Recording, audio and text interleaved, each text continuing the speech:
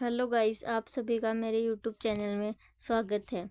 आज हम आधुनिक आवर्त सारणी के कुछ महत्वपूर्ण क्वेश्चंस को सॉल्व करेंगे। तो चलो शुरू करते हैं। फर्स्ट क्वेश्चन, आधुनिक आवर्त सारणी की खोज किसने की थी? हमारे पास चार ऑप्शन है: Dmitry Mendeleev, Henry Mosle, Albert Einstein, Isaac Newton. तो इसका राइट आंसर होगा हेनरी मोसले। आधुनिक आवर्त सारणी की खोज किसने की थी? हेनरी मोसले ने। नेक्स्ट क्वेश्चन, आवर्त सारणी का सबसे पहला तत्व कौन सा है, यानी सबसे फर्स्ट एलिमेंट बताना है। हीलियम होता है, ऑक्सीजन, हाइड्रोजन या कार्बन। जब हम आवर्त सारणी पढ़ते हैं तो सबसे फर्स्ट नंबर पे आता है हाइड्रोजन। तो इसका राइट आंसर हो जाएगा हाइड्रोजन, और हाइड्रोजन का सिंबल होता है H। नेक्स्ट क्वेश्चन, यानी H किस तत्व का रासायनिक प्रतीक होता है? यानी H होता है वो किसका सिंबल होता है? अभी जस्ट मैंने सेकंड वाले क्वेश्चन में बताया था कि H किसका सिंबल होता है? हाइड्रोजन का। तो इसका राइट आंसर क्या हो जाएगा? हाइड्रोजन। नेक्स्ट क्वेश्चन, आधुनिक आवर्त सारणी में कितने तत्व होते हैं, यानी टोटल एलिमेंट्स हमें बताने कितने एलिमेंट्स होते हैं? 100 होते हैं, 115 होते हैं, 118 या 120। तो इसका राइट आंसर हो जाएगा 118, यानी 118 तत्व टोटल अब हमारी आवर्त सारणी में पाए जाते हैं। तो इसका राइट आंसर हो जाएगा 118, यानी 118। नेक्स्ट क्वेश्चन, सबसे पहली आवर्त सारणी किसने बनाई थी? हेनरी मोसले ने, दिमित्री मेंडेलीव ने, जॉन डाल्टन ने, मैडम क्यूरी ने। अब हमारे पास ऐसे दो क्वेश्चन है। एक तो आया था आवर्त सारणी की खोज, और दूसरा है किसने बनाई। तो अगर हमें खोज के बारे में पूछेगा तो इसका राइट आंसर रहेगा हेनरी मोसले, और अगर हमें पूछे कि किसने बनाई, तब आंसर लगाना है दिमित्री मेंडेलीव ने। तो हमें क्वेश्चन पूछ रहा है कि आधुनिक आवर्त सारणी किसने बनाई थी, तो इसका राइट आंसर हो जाएगा दिमित्री मेंडेलीव ने। नेक्स्ट क्वेश्चन, आवर्त सारणी की आडी लाइनों को, यानी जो हॉरिजॉन्टल रोज होती है, उनको क्या बोला जाता है? यानी ऐसी वाली रोज, इनको क्या बोला जाता है? ग्रुप्स बोला जाता है, पीरियड्स बोला जाता है, ब्लॉक्स बोला जाता है, कतार बोला जाता है। तो जो आडी लाइनें होती है, हॉरिजॉन्टल रोज होती है, उनको बोला जाता है आवर्त। नेक्स्ट क्वेश्चन,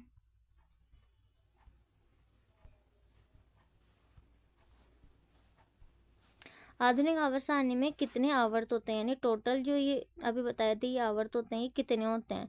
तो हमारी पूरी आधुनिक आवर्त सारणी में कितने आवर्त पाए जाते हैं? 7। तो इसका राइट आंसर हो जाएगा 7। नेक्स्ट क्वेश्चन, आधुनिक आवर्त यानी आवर्त सारणी की खड़ी लाइनों को क्या बोला जाता है? अभी तो हमने पढ़ा आडी लाइनों को, यानी हॉरिजॉन्टल, और अब हम पढ़ेंगे वर्टिकल। कौन सी पढ़ेंगे? वर्टिकल कॉलम्स को क्या बोला जाता है? जो सीधी होती है एकदम। आवर्त बोला जाता है, समूह, वर्ग, लाइन या श्रृंखला। तो इसका राइट आंसर हो जाएगा समूह या वर्ग। चलो नेक्स्ट क्वेश्चन, आधुनिक आवर्त सारणी में कुल कितने समूह होते हैं? अभी हमने पढ़े थे आवर्त, तो टोटल कितने आवर्त होते हैं? 7। और अगर हम ग्रुप्स की बात करेंगे तो कितने ग्रुप्स होते हैं? 7 होते हैं, 10 होते हैं, 15 होते हैं, 18 होते हैं। तो ग्रुप्स होते हैं 18। आवर्त हो गए 7, और ग्रुप या समूह या वर्ग भी बोलते हैं जिन्हें, वो हो जाएंगे 18। नेक्स्ट क्वेश्चन, गुब्बारों और हवाई जहाज़ों के टायरों में कौन सी हल्की गैस भरी जाती है? जो हम बलून्स वगैरह उड़ाते हैं, और जो हवाई जहाज होते हैं, उनके टायरों में कौन सी गैस भरी जाती है? हाइड्रोजन, हीलियम, ऑक्सीजन या नाइट्रोजन। तो इसका राइट आंसर हो जाएगा हीलियम। हीलियम गैस गुब्बारों और हवाई जहाज के टायरों में भरी जाती है। नेक्स्ट क्वेश्चन, चिप्स के पैकेट को ख़राब होने से बचाने के लिए उसमें कौन सी गैस भरी जाती है? जो चिप्स के पैकेट हम रोज़ खाते हैं, उनके अंदर कौन सी गैस भरी जाती है ताकि वो लंबे टाइम तक हम उसे स्टोर करके रखें और वो ख़राब भी ना हो? ऑक्सीजन, कार्बन डाइऑक्साइड, नाइट्रोजन या क्लोरीन। हम इनके साथ साथ सिंबल भी देखते जाते हैं। इसका होता है O, इसका होता है CO2, इसका होता है N, और इसका होता है Cl। ये इनके सिंबल होते हैं। अब चिप्स के पैकेट को खराब होने से बचाने के लिए उसमें भरी जाती है नाइट्रोजन, तो इसका राइट आंसर हो जाएगा नाइट्रोजन। नेक्स्ट क्वेश्चन, पेंसिल की लीड जिसको सिक्का भी बोलते हैं, जैसे ये पेंसिल है, जो इसकी ये आगे वाली लीड होती है जिससे हम लिखते हैं, उसको बनाने में किस कार्बन का उपयोग किया जाता है? तो पेंसिल की जो लीड होती है उसको बनाने में हीरे, कोयले, ग्रेफाइट या काजल, आप बताइए चारों में से राइट आंसर कौन सा होगा? तो इसका राइट आंसर होगा ग्रेफाइट। पेंसिल की लीड किससे बनी होती है? ग्रेफाइट से। और ग्रेफाइट के बारे में एक और बात, ये विद्युत का क्या होता है? सुचालक होता है। अधातु है फिर भी विद्युत का क्या है? सुचालक है, यानी इसमें आसानी से करंट फ्लो होता है। नेक्स्ट क्वेश्चन, शुद्ध पानी यानी जो वाटर है, सिंपल वाटर है, विज्ञान की भाषा में क्या है? तत्व है, यौगिक है, मिश्रण है या उपधातु है? तो इसका राइट आंसर हो जाएगा यौगिक। शुद्ध पानी है वो क्या है? एक यौगिक कंपाउंड है। नेक्स्ट क्वेश्चन, पानी को साफ और कीटाणु मुक्त करने के लिए किस गैस का उपयोग किया जाता है? यानी पानी को साफ रखने के लिए, और अगर उसमें कीटाणु वगैरह ना बढ़े तो उसे रोकने के लिए हमें क्या करना चाहिए?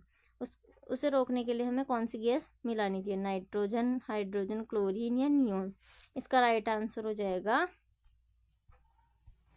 क्लोरीन। कौन सी गैस मिलानी चाहिए? क्लोरीन। नेक्स्ट क्वेश्चन, बिजली के बल्ब के अंदर कौन सा फिलामेंट लगा होता है? जो पतला तार होता है बल्ब के अंदर, यानी ये बल्ब है, इसके अंदर जो यहाँ पे पतला तार पाया जाता है वो किसका बना होता है? जो फिलामेंट होता है वो किसका बना होता है?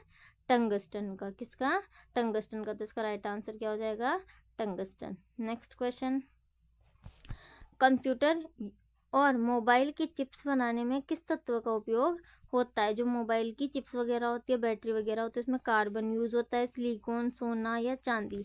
तो इसका राइट आंसर हो जाएगा सिलिकॉन। क्या हो जाएगा? सिलिकॉन। नेक्स्ट क्वेश्चन, आतिशबाजी यानी पटाखों में जो हरा रंग होता है वो किस तत्व की कमी के कारण, किस तत्व की उपस्थिति के कारण दिखाई देता है? जो पटाखे हम जलाते हैं उसके अंदर जो ग्रीन कलर होता है वो किसके कारण दिखाई देता है? सोडियम के, बेरियम के, कॉपर के या कैल्शियम के? तो इसका राइट आंसर हो जाएगा बेरियम। जिसको सही क्वेश्चन के आंसर पता है वो कमेंट बॉक्स में टाइप करके भी लिख सकता है। नेक्स्ट क्वेश्चन, रसोई में उपयोग होने वाले फॉइल और बर्तन बनाने में किस हल्की धातु का उपयोग होता है? आपने देखा होगा खाने के जो पैकेट्स वगैरह होते हैं उनको एक फॉइल के द्वारा पैक किया जाता है जो सिल्वर कलर की आती है, तो वो किस एलिमेंट की बनी होती है? लोहे की, तांबे की, एल्यूमिनियम की या जस्ते की?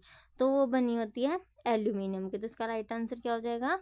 एल्यूमिनियम। नेक्स्ट क्वेश्चन, सूरज और तारों के अंदर सबसे ज्यादा मात्रा में पाई जाने वाली गैस कौन सी है? यानी हमें पूछा है कि जो सूरज और तारे होते हैं उनके अंदर सबसे ज्यादा गैस कौन सी पाई जाती है? हीलियम, ऑक्सीजन, हाइड्रोजन या नाइट्रोजन? तो उसका राइट आंसर हो जाएगा हाइड्रोजन। सूरज और तारों के अंदर सबसे ज्यादा पाई जाती है हाइड्रोजन। नेक्स्ट क्वेश्चन, हमारे शरीर की हड्डियों और दांतों को मजबूत बनाने के लिए कौन सा तत्व जरूरी होता है? अगर हड्डियों और दांतों दोनों की बात हो जाएगी तो हमेशा कैल्शियम या एक तो होता है फॉस्फोरस, इन दो पर ही हम टिक लगा सकते हैं। तो इसका राइट आंसर क्या हो जाएगा? कैल्शियम। नेक्स्ट क्वेश्चन,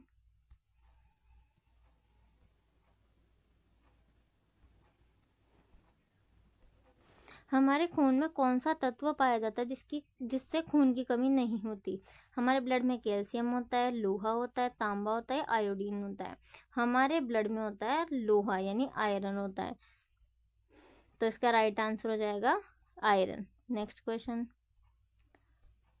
साधारण नमक में सोडियम के साथ कौन सा दूसरा तत्व मिला होता है? जो टेबल सॉल्ट होता है, साधारण जो नमक होता है, उसका जो फॉर्मूला होता है वो क्या होता है? यानी सोडियम के साथ क्या जुड़ा होता है? आयोडीन, क्लोरीन, कैल्शियम या पोटेशियम? तो सोडियम के साथ जुड़ा होता है क्लोरीन। तो इसका राइट आंसर हो जाएगा क्लोरीन। और ये सिंपल जो नमक होता है, सिंपल सॉल्ट होता है, उसका फॉर्मूला होता है NaCl। नेक्स्ट क्वेश्चन, किस तत्व की कमी से गले में घेंगा रोग, जिसे गोइटर रोग भी बोलते हैं हम, वो हो जाता है? तो इसका राइट आंसर हो जाएगा आयोडीन। किसकी कमी के कारण? आयोडीन की कमी के कारण। नेक्स्ट क्वेश्चन, दूध और डेयरी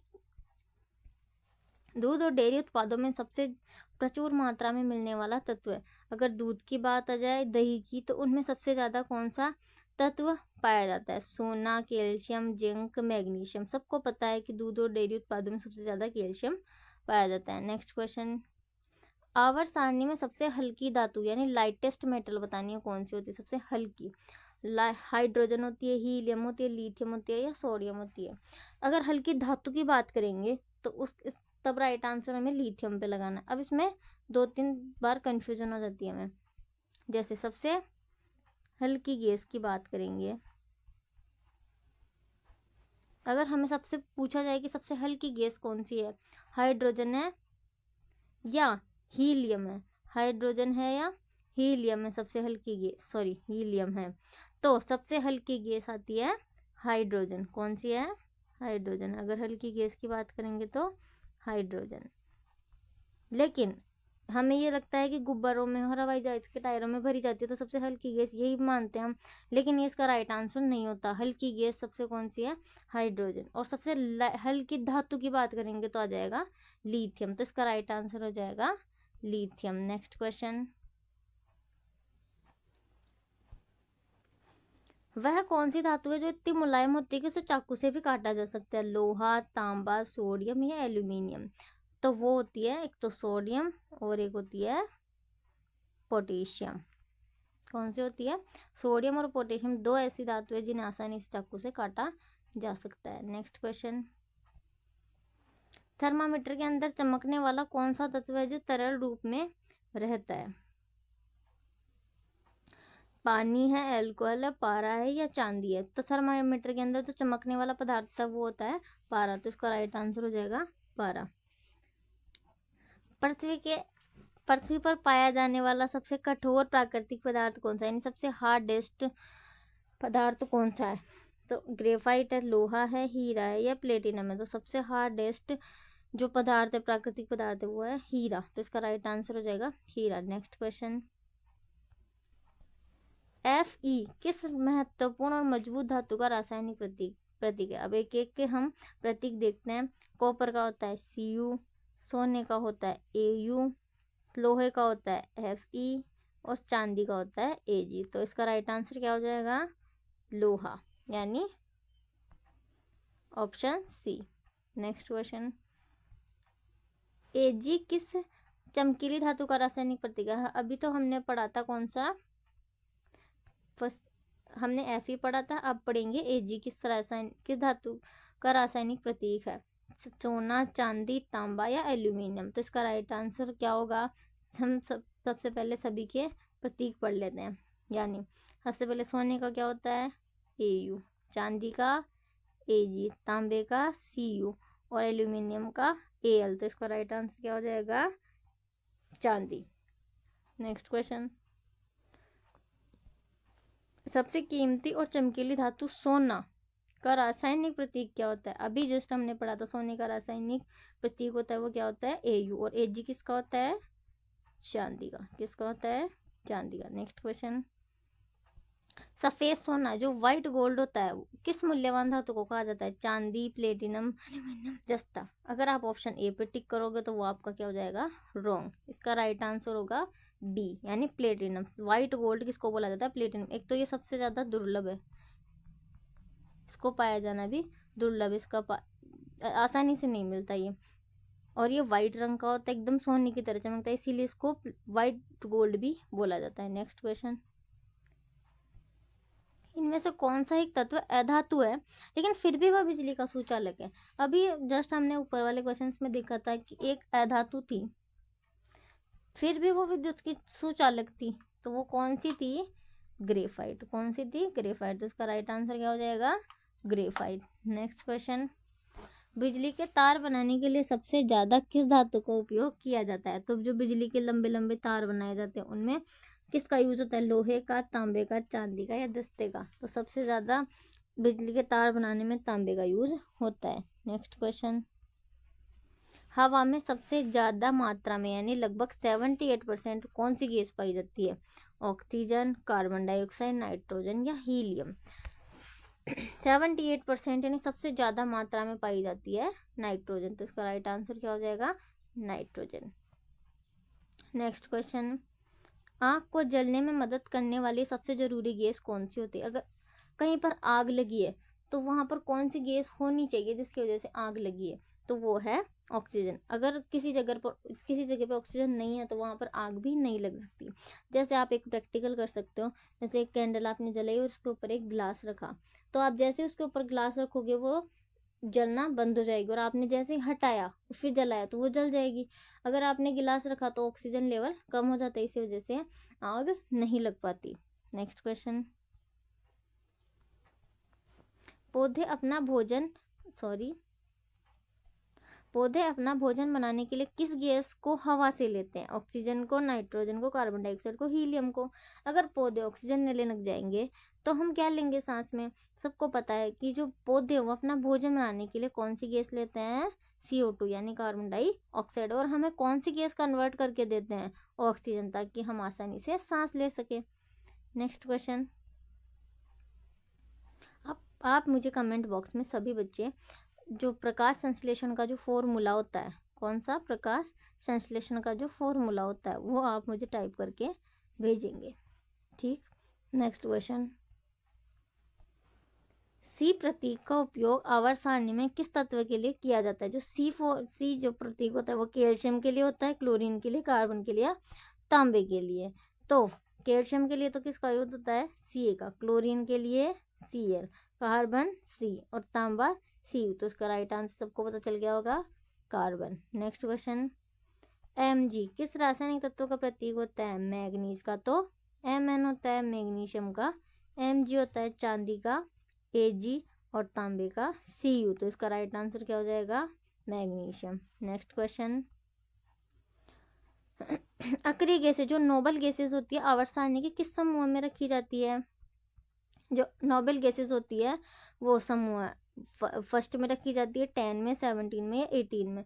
तो नोबल गैसेस होती है उनको समूह 18 में यानी समूह 18 के अंदर रखा जाता है। नेक्स्ट क्वेश्चन, निम्नलिखित में से कौन सी अक्रिय गैस है यानी एक नोबल गैस है? नोबल गैस को कौन से समूह में रखा जाता है? 18 में। ये तो हमने बात पढ़ ली। अब इनमें से बतानी है कौन सी नोबल गैस है, वो है नियोन। तो इसका राइट आंसर क्या हो जाएगा? नियोन।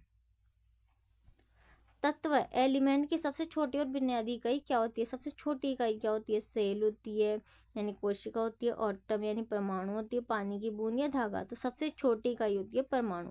आप मुझे कमेंट बॉक्स में एक चीज बताना कि अणु और परमाणु इन दोनों में सबसे छोटा कौन होता है? इसका राइट आंसर आप मुझे टाइप करके बताना। नेक्स्ट क्वेश्चन, ऐसे शुद्ध पदार्थों को क्या कहते हैं जो केवल एक ही प्रकार के परमाणुओं से बनते हैं? अब मिश्रण में तो अलग अलग चीजें मिश्रित होती है, यौगिक में भी एक तत्व होता है जो एक ही प्रकार के परमाणुओं से मिलकर बना होता है। घोल में भी अलग अलग चीजें मिली होती है, लेकिन तत्व होता है वो हमेशा एक ही प्रकार के परमाणु से बना होता है। तो इसका राइट आंसर क्या हो जाएगा? तत्व यानी एलिमेंट। नेक्स्ट क्वेश्चन, जिन तत्वों में धातु और अधातु दोनों के गुण होते हैं उन्हें क्या बोला जाता है? जिनमें दोनों के गुण पाए जाते हैं उन्हें भारी धातु, उपधातु, अक्रिय गैस या मिश्रण। तो इसका राइट आंसर क्या होगा? उपधातु, जिनमें धातु और अधातु दोनों के गुण मौजूद होते हैं। नेक्स्ट क्वेश्चन, हमारे वायुमंडल में पाई जाने वाली सबसे भारी गैस कौन सी है? हाइड्रोजन, ऑक्सीजन, रेडॉन या हीलियम? सबसे भारी गैस है रेडॉन। तो इसका राइट आंसर हो जाएगा रेडॉन। नेक्स्ट क्वेश्चन, सोने पर जंग क्यों नहीं लगता? जो गोल्ड होता है उस पर जंग क्यों नहीं लगता? क्योंकि बहुत महंगा होता है, क्योंकि यह हवा और पानी से क्रिया नहीं करता, क्योंकि यह पीला होता है, यह बहुत भारी होता है। अब एक चीज है, जंग लगने के लिए किन किन चीजों की जरूरत होती है? जंग लगने के लिए एक तो चाहिए हमें नमी और एक चाहिए हमें ऑक्सीजन। यानी अगर कहीं पर पानी और ऑक्सीजन दोनों होंगे तो वहां पर जंग लग सकती है। तो अगर हवा और पानी से क्रिया करेंगे तभी जंग लगेगी। तो सोना होता है वो हवा और पानी से क्रिया नहीं करता, इसीलिए उस पर जंग नहीं लगती। नेक्स्ट क्वेश्चन, मनुष्यों द्वारा सबसे पहले उपयोग की गई धातु कौन सी मानी जाती है? लोहा, एल्यूमिनियम, तांबा या स्टील? अब इसमें लोहे और तांबे में हमेशा सबका कंफ्यूजन रहता है कि सबसे पहले लोहा यूज हुआ था या तांबा। तो सबसे पहले हुआ था यूज तांबा। तो इसका राइट आंसर हो जाएगा तांबा। माचिस की तिल्ली के आगे किस तत्व का उपयोग किया जाता है? जो माचिस की तिल्ली होती है उसमें जो ये रेड रेड आगे होता है जिससे माचिस जलती है, उसके अंदर सल्फर होता है, लाल फॉस्फोरस, कार्बन या सोडियम।